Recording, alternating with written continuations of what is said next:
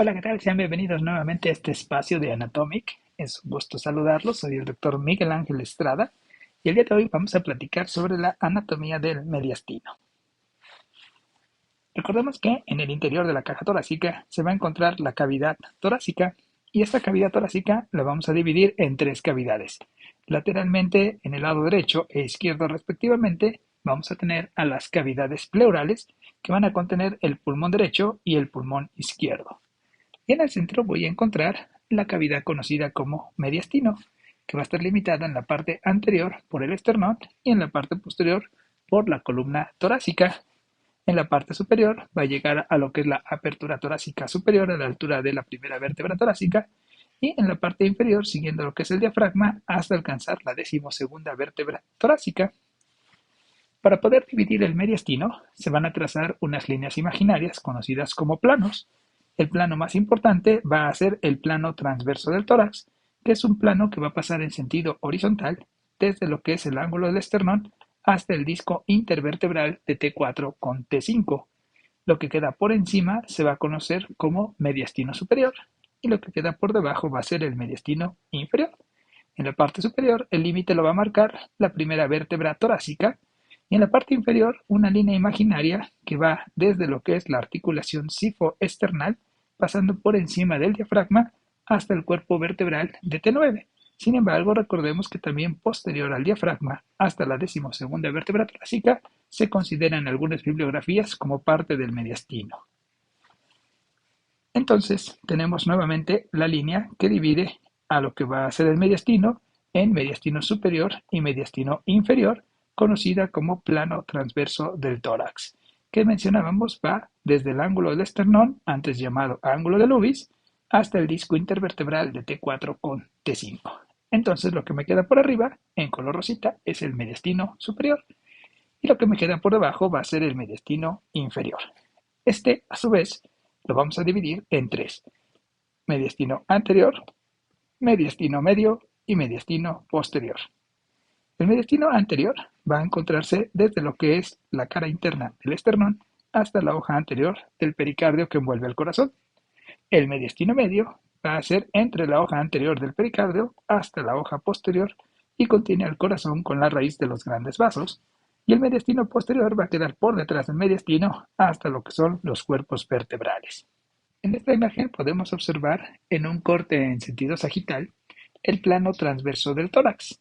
Y normalmente este plano transverso se va a trazar con lo que es el sujeto anatómico, pero en una posición de cúbito supino. ¿Qué quiere decir esto? Que esta línea va a pasar exactamente en donde se unen las venas brachiocefálicas para formar la vena cava superior, pasa a nivel de lo que es el arco de la aorta y también en el sitio donde la tráquea se bifurca en bronquio derecho y bronquio izquierdo, en lo que se conoce como carina de la tráquea, ya que si nosotros tenemos al sujeto en la posición anatómica, por gravedad los órganos van a tener un descenso y entonces esta línea va a pasar exactamente a la altura de lo que son las venas brachiocefálicas, los troncos que salen del arco de la aorta, la tráquea y el esófago. Entonces la que consideramos nosotros para el estudio anatómico es con el paciente o con el sujeto en una posición acostado. Vamos a comenzar hablando de las estructuras que tenemos en el mediastino superior. Aquí vamos a encontrar lo que es el timo y después de adelante hacia atrás siempre vamos a encontrar primero lo que son venas, después vamos a encontrar arterias y después va a venir respiratorio, digestivo, linfáticos y a los lados vamos a encontrar nervios. Si nosotros hacemos un corte en sentido axial o transversal a la altura de lo que es el plano transverso del tórax, dejando lo que es por debajo del cuerpo del esternón, observamos inmediatamente por detrás el timo. Después voy a encontrar en el lado derecho un corte de lo que es la vena cava superior antes de que ésta desemboque en el atrio derecho del corazón. Voy a encontrar un corte a lo largo en sentido antero-posterior de lo que es el arco de la aorta y mencionábamos que se encuentra respiratorio y por detrás digestivo, que corresponde a la tráquea y al esófago, y lateralmente voy a encontrar nervioso, en donde destaca lo que es el nervio frénico, que siempre va a ser anterior, y por detrás el nervio vago, que es el par número 10. En este sitio también encontramos, a nivel de lo que es el surco tráqueo-esofágico en el lado izquierdo, al nervio laríngeo recurrente izquierdo.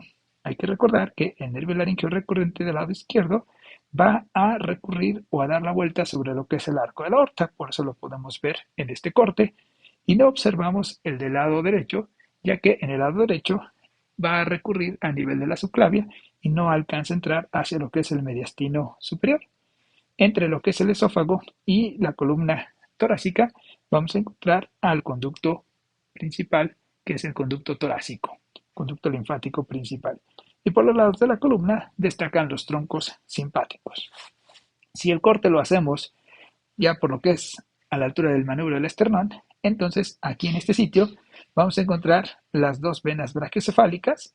Voy a encontrar los tres troncos que salen de la aorta, que van a ser el tronco arterial brachiocefálico, la carótida común del lado izquierdo y la subclavia izquierda. Y el resto es igual. Por delante el timo, encuentro lo que es la tráquea con el esófago, a lo que es el nervio laringio recurrente izquierdo, por los lados nervios frénicos que son anteriores, nervios vagos posteriores, entre el esófago y la columna torácica a lo que es el conducto torácico, y a los lados de la columna torácica encuentro a lo que es el tronco simpático. En el mediastino superior entonces vamos a encontrar a lo que es el timo. El timo va a ser un órgano linfoide localizada por detrás de lo que es el esternón y se va a encontrar presente solo en la etapa infantil, ya que posteriormente va a comenzar a involucionarse y va a desaparecer.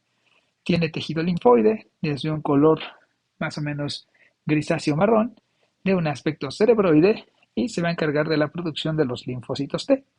Este órgano va a recibir irrigación por lo que van a ser arterias intercostales, con ramitas intercostales que vienen de la torácica interna y también algunas ramitas que pueden venir directamente de la arteria tiroidea inferior, pero lo más común son los ramos intercostales. El drenaje venoso lo va a hacer también a través de estas venas intercostales que desembocan en las venas torácicas internas y también a través de lo que van a ser venas tiroideas inferiores. Por detrás mencionamos se van a encontrar ya lo que son venas. Las venas brachiocefálicas vamos a tener dos, una derecha y otra izquierda. Recordemos que estas venas se van a formar por la unión de la vena yugular interna que viene en el cuello con la vena subclavia que viene de la extremidad superior. La vena brachiocefálica del lado derecho va a tener una longitud más corta respecto a la del lado izquierdo. En posición se va a encontrar más vertical, la izquierda es un poco más oblicua, casi horizontal, y también en cuanto a lo que es el calibre, es un poco más gruesa la del lado derecho. Recordemos que estas venas se forman a la altura de lo que son las articulaciones esternoclaviculares y al unirse las dos venas brachiocefálicas van a formar la vena cava superior, que sabemos desemboca en el atrio derecho del corazón. En su trayecto, estas venas brachiocefálicas van a recibir venas tiroideas inferiores, van a recibir a lo que son las venas torácicas internas, a las venas pericardiofrénicas y en el lado izquierdo también a la vena intercostal superior izquierda. Por detrás de las venas se van a encontrar las arterias. Recordemos que el arco de la aorta va a dirigirse hacia atrás y hacia la izquierda y en su trayecto me manda a lo que es el tronco arterial brachiocefálico, carótida izquierda y subclavia izquierda. El tronco arterial brachiocefálico se va a dirigir por delante de la tráquea de izquierda a derecha en sentido ascendente y a la altura de la articulación esternoclavicular derecha me va a formar lo que es la arteria subclavia derecha y la arteria carótida común derecha. Posterior y a la izquierda surge la arteria carótida común del lado izquierdo y todavía más posterior a la izquierda la arteria subclavia. Estas arterias se van a relacionar también a los lados con los nervios del cuello.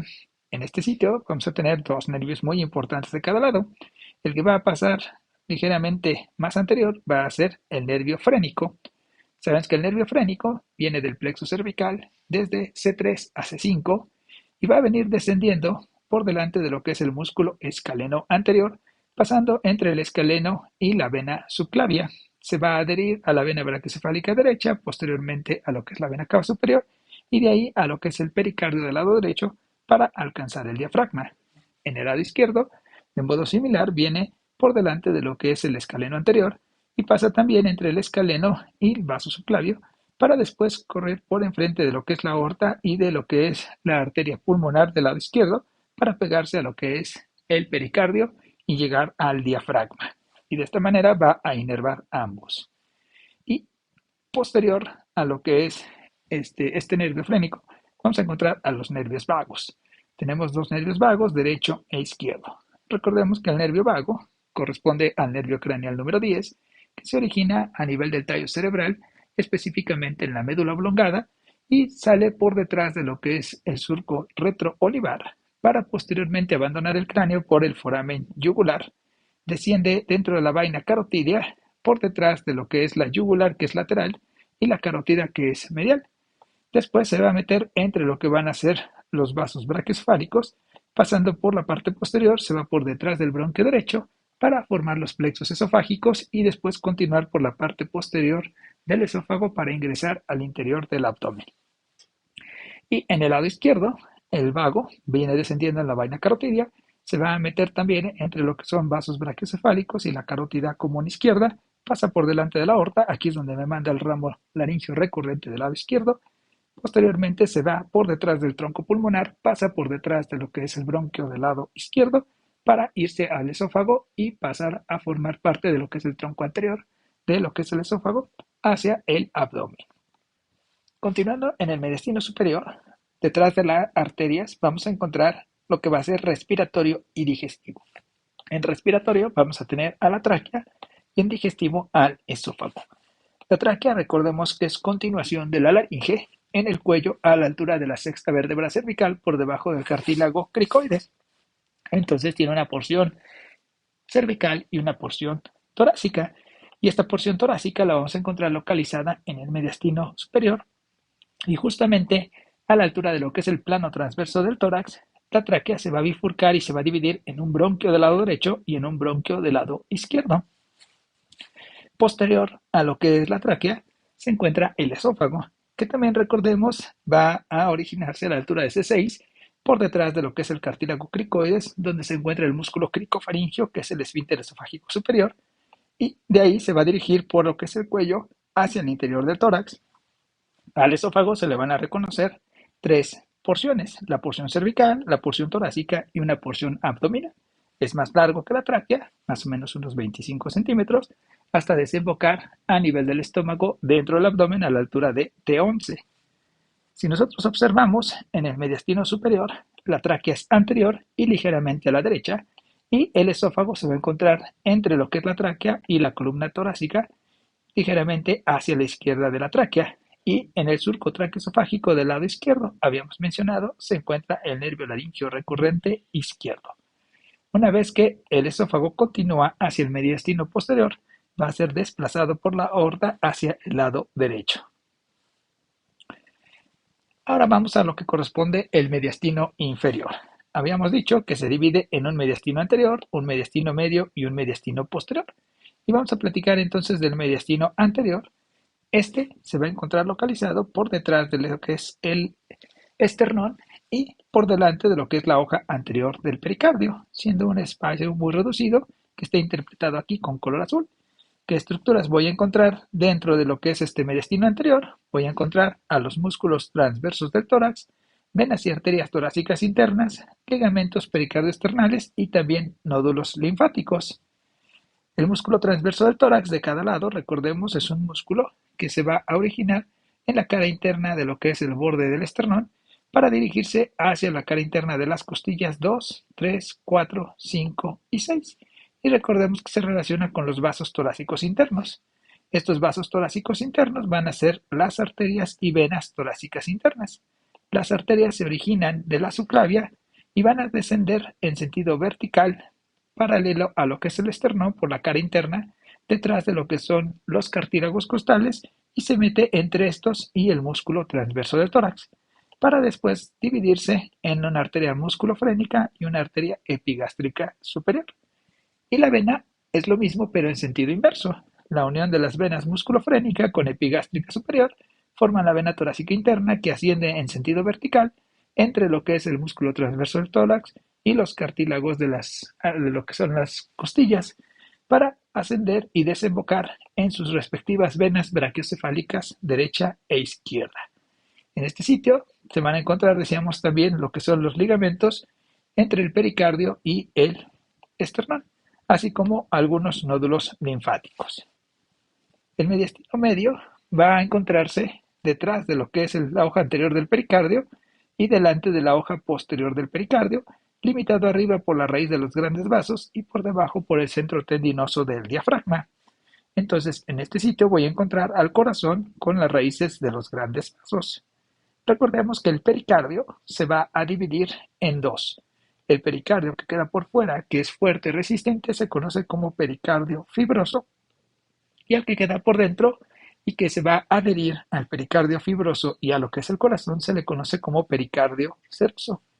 Entonces el pericardio fibroso va a estar fusionado a lo que es el centro tendinoso del diafragma y por delante se va a estar adhiriendo a lo que es el esternón por los ligamentos pericardio esternales. Y decíamos que en su interior va a encontrarse el corazón. Entonces la segunda hoja del pericardio va a ser el pericardio seroso. Este pericardio seroso, la parte que va a ir pegada a lo que es el pericardio fibroso se le va a conocer como pericardio seroso parietal y la parte que se continúa adherida a lo que es el corazón se le va a llamar pericardio seroso visceral.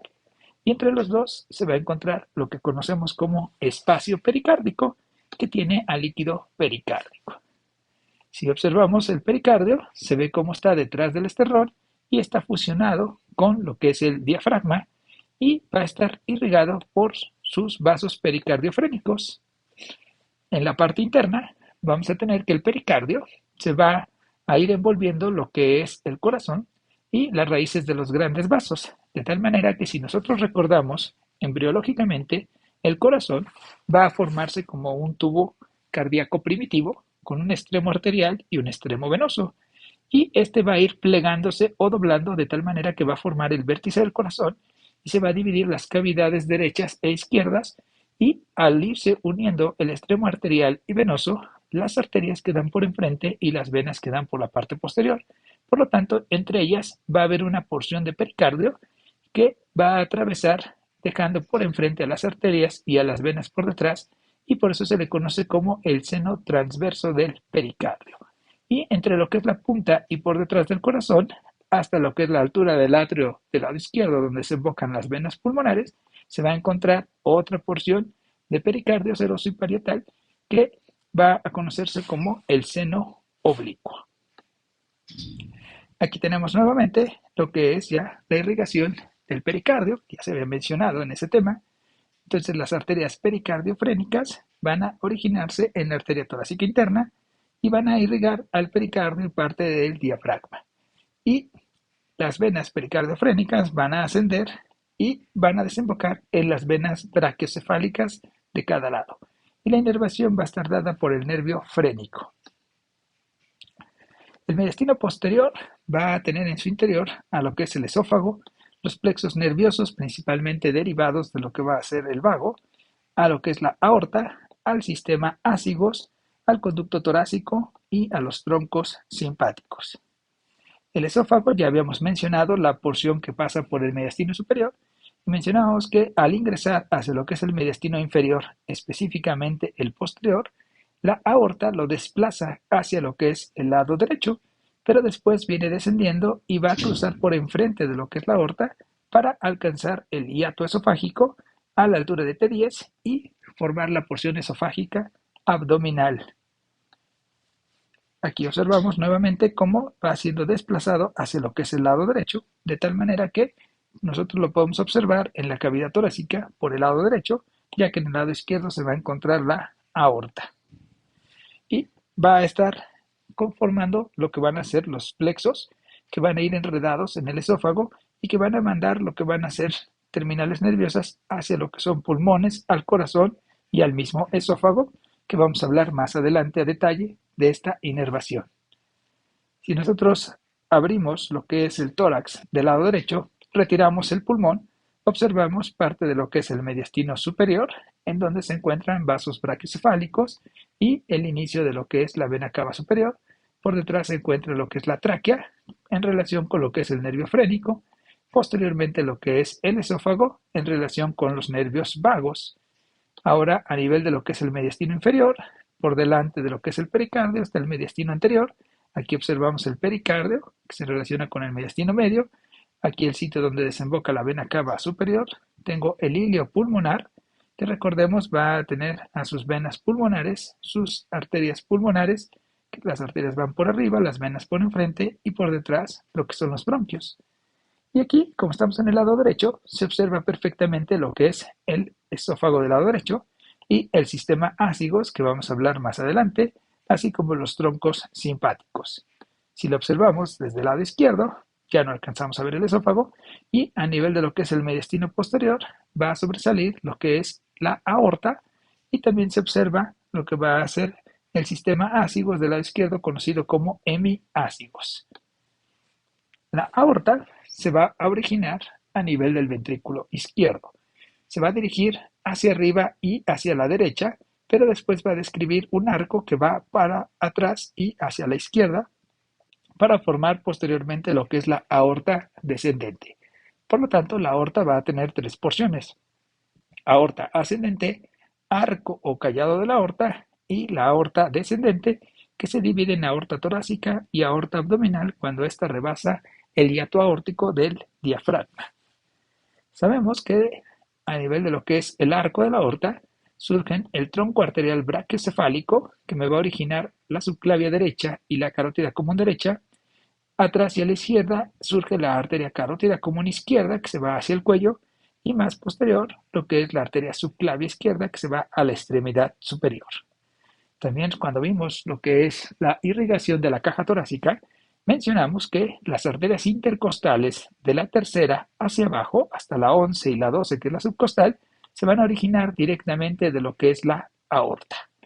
Si nosotros observamos, vamos a darnos cuenta que la aorta nos va a mandar ramas viscerales que van a llegar a las vísceras que se encuentran en la zona del mediastino y también parietales que van a ir a la pared de la caja torácica.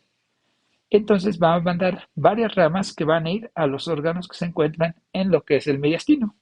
La manera más sencilla de aprendernos estas ramas que salen de lo que es la aorta, sin tomar en cuenta las intercostales ni las tres que salen del arco de la aorta, va a ser con una mnemotecnia que quiere decir: con la bronca me perdí.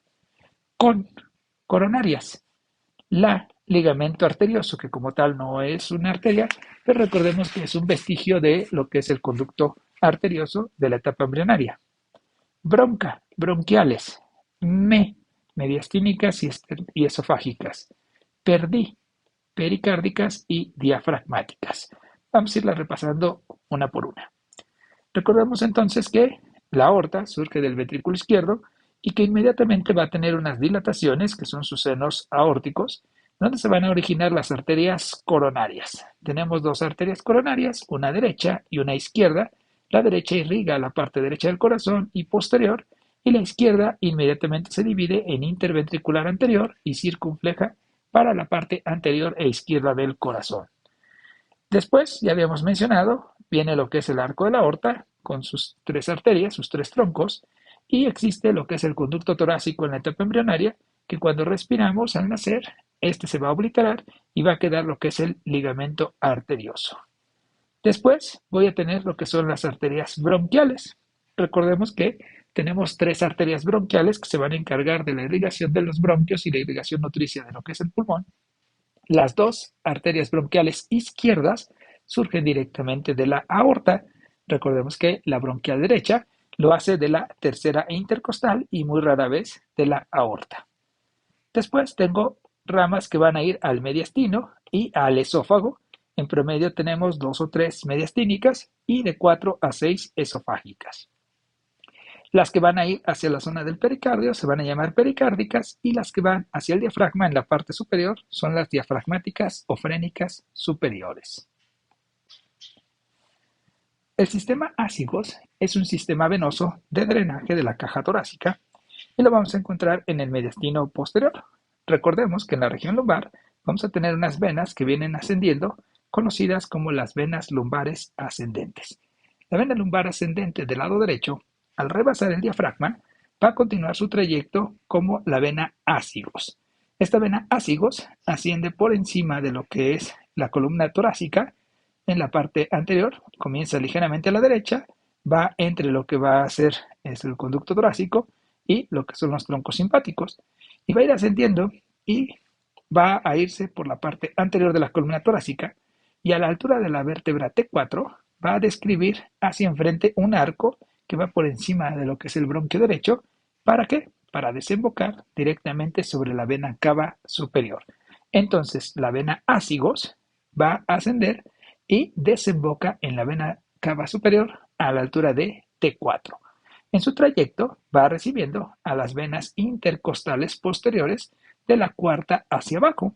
Las tres primeras normalmente van a formar una vena conocida como vena intercostal superior derecha, que también desemboca en la vena ácigos. Eso quiere decir que todas las venas intercostales del lado derecho desembocan directamente en la vena ácigos para llevar la sangre a la vena cava superior y de ahí al atrio derecho del corazón.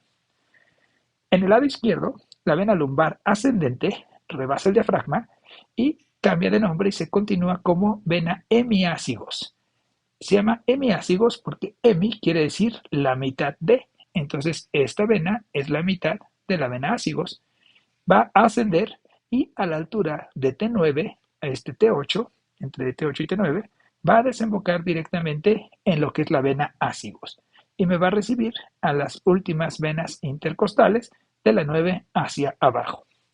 En la parte intermedia del tórax, en las venas intercostales, que pueden ser de la 4 a la 8, a veces de la 5 a la 8, estas van a formar otra vena conocida como vena hemiácigos, la cual también va a descender y también va a desembocar en la vena ácigos a la altura de T8, T9. Eso quiere decir que las venas intercostales del lado izquierdo, de la cuarta, quinta hacia abajo, van a ir también hacia el lado derecho a la vena ácigos para llegar a la vena cava superior. ¿Qué pasa con las cuatro primeras venas intercostales superiores? Van a formar una vena llamada vena intercostal superior izquierda. Y esta vena intercostal superior izquierda va a desembocar en la vena brachiocefálica del lado izquierdo. También en lo que es el mediastino posterior vamos a encontrar al conducto torácico. Recordemos que la linfa procedente de las extremidades inferiores, de la pelvis, del abdomen, de lo que es la mitad izquierda del tórax, la mitad izquierda de cabeza, cuello y la extremidad superior izquierda, van a desembocar hacia lo que es el conducto torácico. El origen de este conducto torácico es por debajo del diafragma, a nivel abdominal, a la altura de L1, se va a encontrar una dilatación conocida como la cisterna del quilo, donde se va a recibir lo que es la linfa procedente de los intestinos, que viene cargada de kilomicrones y por eso se le llama quilo.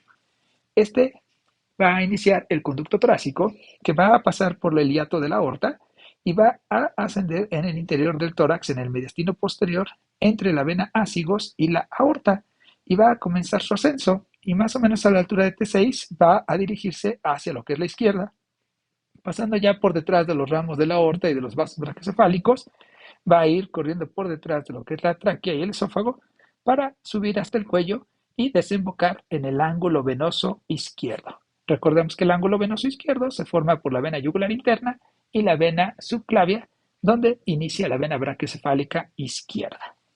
Tenemos también un conducto linfático del lado derecho que drena la linfa procedente del lado derecho del tórax y también de la extremidad superior derecha, así como la mitad de la derecha de la cabeza y del cuello. Y este va a ascender hacia el lado derecho del cuello para desembocar en el ángulo venoso derecho. Y finalmente mencionábamos que en la parte posterior se van a encontrar los plexos cardíacos, bronquiales y esofágicos, que le van a dar inervación a lo que es el corazón, pulmones y el esófago respectivamente. Aquí vamos a encontrar inervación tanto simpática como parasimpática y mixta, y también lo que es la inervación somática. Recordemos que a nivel de lo que es el sistema simpático, recordamos que el simpático se le considera lo que es toracolumbar porque solo se va a originar en los segmentos torácicos y lumbares altos. Entonces aquí voy a tener el sistema simpático y el que exclusivamente va a llegar a lo que es cardiopulmonar va a surgir de los segmentos de las astas laterales de T3 a T5, a veces T6, ¿sí? Si nosotros recordamos, tenemos aquí lo que sería la raíz posterior que es sensitiva con su ganglio y la raíz anterior. Y cuando se juntan me van a formar el nervio raquídeo. Y este nervio raquídeo se va a dirigir hacia adelante como nervio intercostal y al pasar por lo que es el tronco simpático, se va a conectar a través de unos ramos que se llaman ramos comunicantes. De aquí van a surgir los nervios esplácnicos cardiopulmonares que van a llegar a lo que es el corazón, a lo que son los pulmones y a lo que es también el esófago. ¿Sí? Sí, más o menos dibujándolos, ¿no? Entonces, el nervio simpático surge de las astas laterales de los segmentos de T3 a T6 y va a ir por lo que es la raíz motora, alcanza el nervio raquídeo, por los ramos comunicantes pasa al tronco simpático y de aquí se dirige por los plexos esplácnicos cardiopulmonares hacia el corazón, pulmones y el esófago. ¿Sí? Y esto va a llevar la inervación de tipo simpática. ¿Qué es lo que va a hacer? A nivel cardíaco, recordemos, aumenta la frecuencia cardíaca y la fuerza de contracción, generando vasodilatación al miocardio. A nivel broncopulmonar, va a generar una broncodilatación para permitir mayor paso de lo que es aire y oxígeno, así como disminuir las secreciones mucosas del árbol bronquial. Y a nivel digestivo, sabemos que es inhibitorio, por lo tanto va a disminuir lo que es la circulación, generando vasoconstricción, disminución de la motilidad, como es la peristalsis, y también disminución de la producción de moco por el esófago. El parasimpático va a estar dado por el vago.